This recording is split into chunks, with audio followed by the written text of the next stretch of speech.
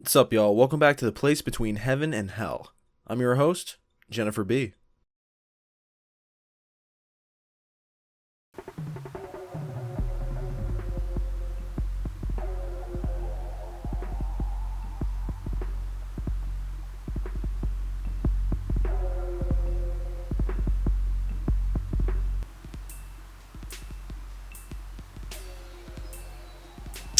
Man, Death Grips is lit, bro. Yeah, they sure do. Yo! I should make a video about No Live Deep Web! Oh shit. Yeah, that's a good idea. Yeah, dude, it's perfect! And I'll make it just in time for the 10th anniversary this time. Bro, that shit came out in like October. It's mid-November. You're shitting me. Really? Again? Man, you suck at this.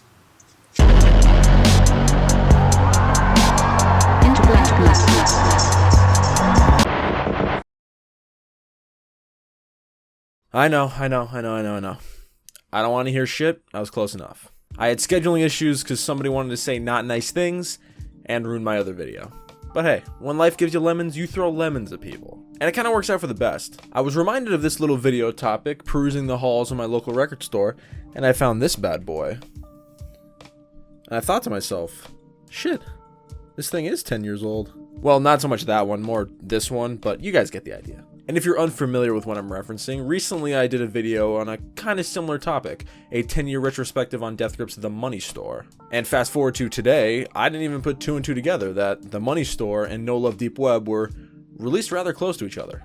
Let's put this in movie terms. If we're looking at Death Grips releases like a filmography, The Money Store is the iconic first film. It's something everyone loves, it's always good for a rewatch, and it's a frequent visitor of people's top letterbox movies. Where No Love Deep Web is the sequel. It's not as well known, but with those who know, it's a cult classic. It's not as mainstream as the iconic original, but I like it better. The bugged out and glitchy electronics and primal sounds give off such a unique sound in Death Grips' discography, and it's got some fucking bangers on it too. So I thought, why not on this blessed day to revisit one of my favorite Death Grips albums on its 10-year anniversary.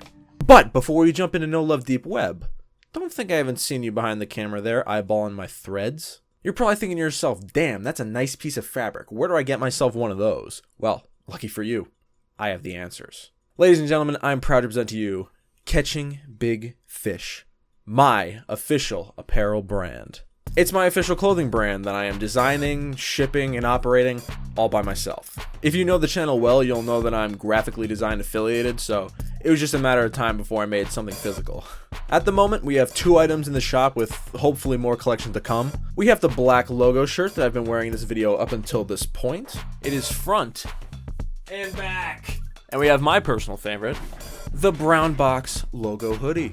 So if you'd like to pick up some cool stuff, support the operation, fun future designs and drops, and receive a cool garment to show your friends that you're the baddest bitch in town, then head over to catchingbigfish.store. It'll be linked in the description, and supplies is limited because this is my first time ever doing anything like this, so get them while they're hot.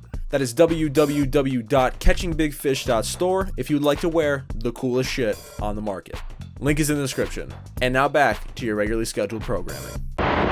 So if you're new here, friend of the channel, Luke On Demand graciously gave us a brief history of Death Grips leading up to the release of The Money Store on my last Death Grips related video. And if you haven't seen that, good luck keeping up, bud. And if you don't know who Death Grips are, you must be very lost. So at this point in our story, Death Grips have soared to heights unimaginable to such a new band. They were receiving widespread acclaim and positive reviews from all corners of the music ecosystem. So with releasing such a universally beloved album, the pressure was on to keep that momentum going to their next album. This could make or break Death Grips' career. I can name 50 bands/musicians who had an incredible debut album, but plateaued there and just kinda rode off the hype of that release. But Death Grips is no ordinary band, obviously. Something fun about No Love Deep Web was that it was essentially created at the same time as The Money Store. The albums would come out around the same time as well, with The Money Store officially releasing on April 24th, 2012, while No Love Deep Web would technically be released on October 1st, 2012. And oh, we'll get to that. So our story begins with the release of The Money Store, their major label debut. With the money store's release, there would be physicals released, like CDs and vinyls. And included with those would be stickers in the shape of pills that read "No Love, coming fall 2012. And this obviously got people hyped because the money store just came out in the spring. So that means at most, we'd be waiting 7 months for a new album, not the usual 2 years. The fans would have a new album on the horizon, No Love, coming sometime in the fall. People were so excited they just could not control their excitement because all this was coming out and they were going on a world tour to promote both the money store and their new album. They canceled the damn tour. So unlike Death Grips to fuck with the fans like that. Yeah, the tour was canceled because the band needed more time to work on their mysterious new album if they wanted to realistically reach their fall deadline. So they hunkered down and produced their scary lean asses off. The Death Lads would stay quiet until around mid-August, where they would announce via Pitchfork that their album title has changed from No Love to, say it with me guys. And very shortly after that announcement came, the fun would begin. The promotion of this album was rather fascinating, and I kinda wish more artists would do shit like this. They would send their audience on a wild goose chase with an ARG, or an alternative reality game. And if you're unaware of what an ARG is, welcome to the internet, have fun, and stay safe. ARGs are an interactive media that uses multiple medias or platforms to tell a story, making it feel more exclusive and secretive when looking into a narrative. Famous examples are Daisy Brown, Petscop, and my personal favorite, This House Has People in It. And if you've never heard any of those, oh boy do you have some catching up to do. Death Grips decided to throw their metaphorical hat into the ARG ring, leaving cryptic clues and files all over the internet, and even in the real world, with an infamous payphone at 3 a.m. in New York City, all for information on the new album, money store demos, and instrumentals. But there's just so much about the No Love Deep Web ARG that it could warrant its own video. But if you want to go into more detail about it, someone created a highly detailed step-by-step timeline of events and how they were solved. I found it on Reddit, and I don't see who created it, but it was so detailed and informative, I couldn't not include it. So, checkpoint in our story. This is where Death Grips kind of developed their volatile and controversial business practices. Death Grips would go to their record label with their new album in hand, and they're like, damn man, this shit is crazy, we want you guys to hear it. And the label they were signed to, Epic Records, was like, nah, we too busy, it's probably fine, we'll figure something out. So Death Grips was upset. They felt since they were new to the label, they weren't being treated as a priority. So instead of using their album advance for music, by the way, album advance is the money labels give to artists to produce their record, in case you're curious, and they spent that money at a famous luxury hotel, the Chateau Marmont, for 2 months leading up to the album's release, and a bit of a poetic mirroring of how the higher up label executives lived. But at said hotel, they would freaking ball out, practicing their material live, taking pictures on balconies, which is where the 10-year anniversary reissue vinyl's cover comes from, and of course, taking photos of their penis for the album cover. So after all this, Death Grips were told by Epic that they were going to push back the release date of No Love Deep Web, seemingly for no reason. Death Grips had it done, but they refused to release it on the agreed upon date of October 23rd, 2012. So, Death Grips took to their social medias to air their grievances with their label, which is a big no-no. So Death Grips again decided to take matters into their own hands. They would release the track list and the prompt October 1st. And on October 1st, Death Grips would leak their own album on their website, SoundCloud, and file sharing websites like BitTorrent. No Love Deep Web was released for free and without their label's knowledge. A main point Death Grips made was that those at Epic would hear the album for the first time with everyone else. And a lot of people heard this thing. According to handy dandy Wikipedia, No Love Deep Web was downloaded from BitTorrent 34 million times. Holy shit. A media shitstorm would be an understatement for what followed these activities. Reports, articles, and crash websites would all come from a band so blatantly telling their label to go fuck themselves. And to rub salt in the wound, about a month later, Death Grips would post confidential messages between themselves and the label, pretty much begging them to cut all ties with them. But don't you fret, people in the future that have no effect on the story. Death Grips would officially release No Love Deep Web on streaming, officially press vinyl, and officially start their own label, Third World, and release music on there for the foreseeable future. Okay, now everyone's caught up to speed. I mentioned this before, but this is definitely up there in terms of Death Grips' discography for me. Now don't get me wrong, all their albums have a special place in my withered little heart, but this one, it's that spot that grew 3 times the size, or whatever the fuck the Grinch did. I remember listening to No Love Deep Web shortly after completing the Money Store, because I thought it was just a logical progression. Something about the abrupt shift from sample-heavy and layered production to a more stripped-down and glitchy production sound was just fascinating to me. It felt dark. It felt like the title of the album. Ironically, that's where the album was released, on the web first, illegally. Life imitating art. It's truly a beautiful thing. Also, I know this has been a production-heavy talk, but the delivery and the messaging from MC Ride on here is, again, some of my favorites in their discography. Depicting these desperate, like, schizophrenic ramblings, again, works perfectly with the title and atmosphere presented on the front cover and the title. I love a lot of these songs on here, and I feel personally that this is one of Death Grip's most cohesive and stylized albums to date. This word has been overused when people refer to this album, but I mean, if it ain't broke, don't fix it. It's so primal, like it feels like cavemen found a drum machine. And no song is just the perfect antithesis of that, then Come Up and Get Me. It's so primitive, but futuristic. The stabbing synthesizers and blown out bass just ooze this digital distortion. Also, the story MC Ride is diagramming is so fascinating, with him being trapped in his cell, and the only way out is killing himself, but, quote, suicide ain't my style.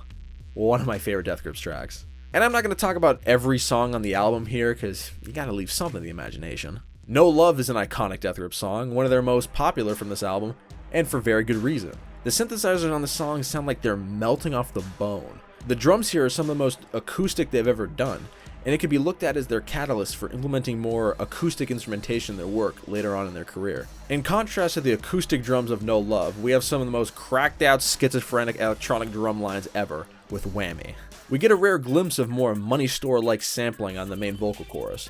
The beeping and blooping melody contrasts so well with the aforementioned drums, and MC Ride's screaming, sinister presence. Pop was a song I was lukewarm on when first listening to this album, but I've come around and I think it's one of the best on here.